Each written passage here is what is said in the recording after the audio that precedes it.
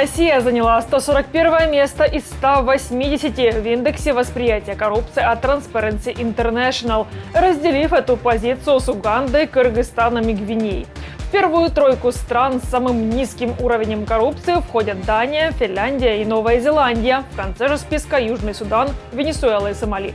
Украина занимает 104 место среди 180 стран. Отмечается, что государство улучшило свой результат за минувший год. С вами Нехта. Все самое важное и интересное на этот час.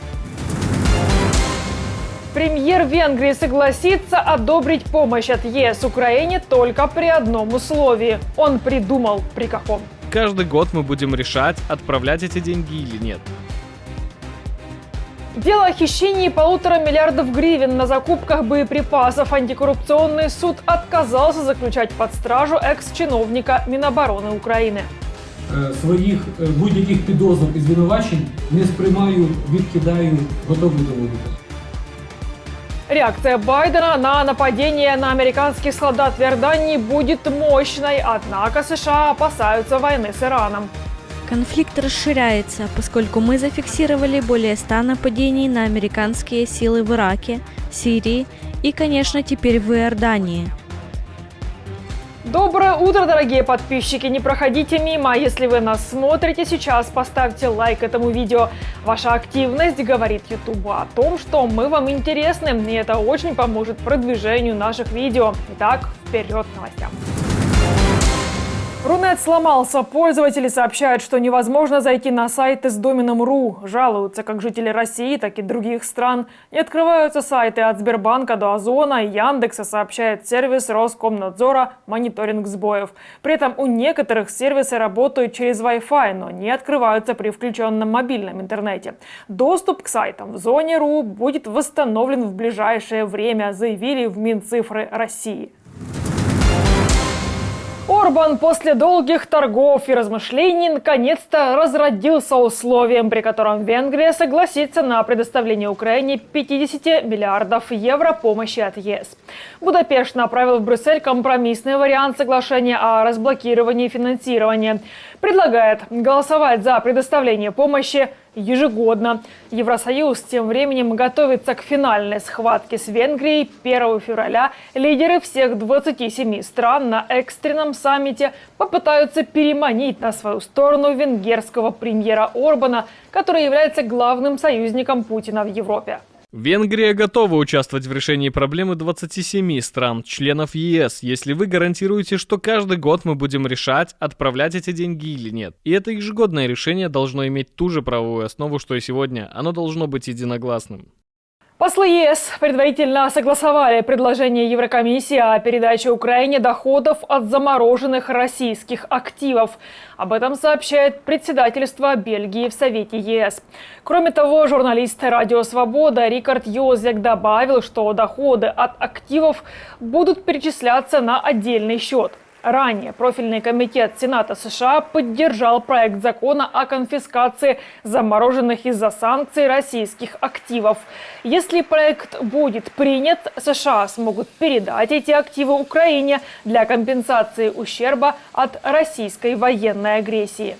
Война в Украине резко подстегнула спрос на американское оружие, пишет BBC. Его экспорт в прошлом финансовом году, согласно отчету Госдепартамента, вырос до рекордных 238 миллиардов долларов. Одним из главных покупателей американского оружия стала Польша, которая после нападения России на Украину поставила себе за цель построить сильнейшую в Европе сухопутную армию. Также Германия купила у США вертолеты Chinook на 8,5 миллиардов долларов. Чехия заказала новейшие истребители F-35 и боеприпасов на 5,6 миллиардов долларов. Болгария – бронемашины «Страйкер» на 1,5 миллиарда, ну а Норвегия – многоцелевые вертолеты на 1 миллиард долларов. В Пентагоне сообщили, что генсек НАТО и министр обороны США отметили важность быстрого роста оборонного производства для продолжения поддержки Украины. Война приближается к двухлетней отметке. Ситуация на поле боя сложная, но союзники по НАТО оказывают Украине беспрецедентную поддержку. И важно, чтобы мы продолжали это делать. Наша поддержка Украины — это не благотворительность. Это инвестиции в нашу собственную безопасность. Потому что мир станет более опасным, если Путин победит в Украине. За этим также внимательно следят в Китае, в Пекине. Поэтому еще важнее, чтобы мы продолжали поддерживать Украину. Дело о хищении 1,5 миллиарда гривен на закупках боеприпасов. Антикоррупционный суд в Киеве отказался заключить под стражу экс-чиновника Минобороны Украины Александра Лиева. Прокуратура просила арестовать его с возможностью залога в 260 миллионов гривен. Это около 40 миллионов долларов. Лиев и еще несколько человек подозреваются в растрате 1,5 миллиардов гривен, которые предназначались для закупки снарядов для ВСУ. По данным СБУ, чиновники Минобороны заключили контракт на закупку с поставщиком оружия «Львовский арсенал». Затем Минобороны перевело деньги на счета компании, но снаряды так и не отправило, а деньги растворились на счетах иностранных компаний. Лиев обвинения отрицает. Кримінальне провадження повинно бути. Я готовий в цьому кримінальному провадженні приймати участь як свідок. Своїх будь-яких підозр і звинувачень не сприймаю, відкидаю, готовий доводити. Реакция Байдена на нападение американских солдат в Иордании будет мощной. Однако США опасаются войны с Ираном, пишет CNN. Пока что американцы не делятся планами, но по данным собеседников телеканала, администрация Байдена вполне может решиться снова нанести удар по группам боевиков в Ираке, Сирии или в обеих странах. Ну или же нацелиться на руководство региональных группировок. Конфликт расширяется, поскольку мы зафиксировали более 100 нападений на американские силы в Ираке, Сирии и, конечно, теперь в Иордании. Мы не хотим, чтобы этот конфликт разрастался. Он по-прежнему ограничивается сектором Газа. Но эта атака, безусловно, ведет к эскалации, поскольку в ней погибли 3 американских военнослужащих. И так сказал президент, мы не хотим конфликта. Мы не хотим расширения боевых действий в регионе, но мы ответим в нужное нам время и в нужном месте. Давление на Байдена растет. С одной стороны, ему нужно отреагировать на дерзкую атаку, ну а с другой, у него нет желания раздувать новый конфликт в регионе с крайне напряженной ситуацией, пишет издание «Политика». Несколько сенаторов-республиканцев уже призвали США нанести удар непосредственно по территории Ирана, чтобы послать четкий сигнал. Напомню, что в минувшее воскресенье в результате атаки дрона на американскую военную базу в Иордании погибли 3 американских солдат и более 40 получили ранения. Иран в своей обычной манере заявляет, что он ни при чем и отрицает свою причастность к нападению. Мы знаем, что Иран поддерживает эти группы. Степень, в которой они отдают приказы и руководят ими, это то, на что будут обращать внимание аналитики разведки. Мы знаем, что они поддерживают их. Мы знаем, что они обеспечивают их ресурсами. Мы знаем, что они их обучают. И мы знаем, что они точно не препятствуют этим атакам, так как и атакам хуситов в том числе. То, что сделал Хамас 7 октября, то, на что оказалась способна Хизбалла, а теперь, конечно, то, что продолжают делать эти военизированные группировки в таких местах, как Ирак и Сирия, теперь еще и Иордания.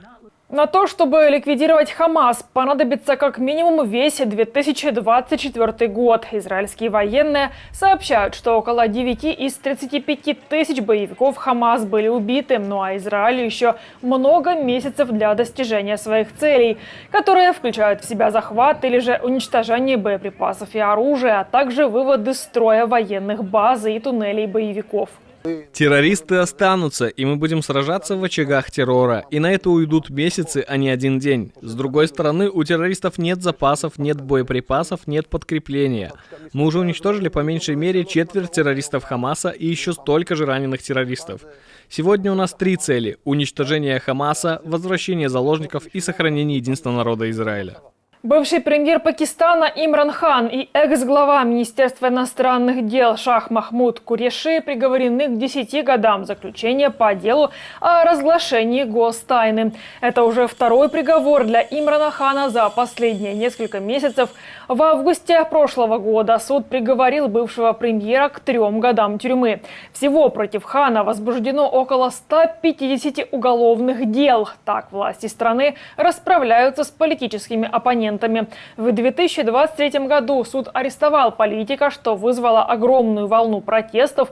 После этого ему изменили меру пресечения на домашний арест. В следующий четверг в Пакистане пройдут выборы, которые уже пестрят обвинениями в фальсификациях. Хану и его партии участие в выборах запрещено. Команда господина Имрана Хана была отстранена от участия в процессе. Ее буквально вышвырнули из суда и не дали права на перекрестный допрос и защиту своего клиента.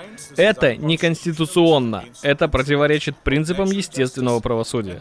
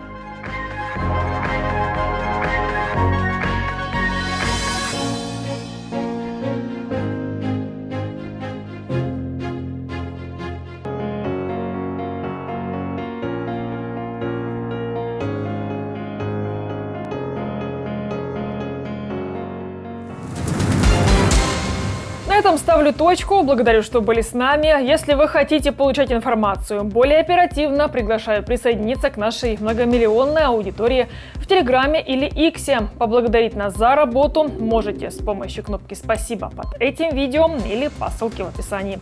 До новых встреч, хороших новостей. Слава Украине! Живе Беларусь!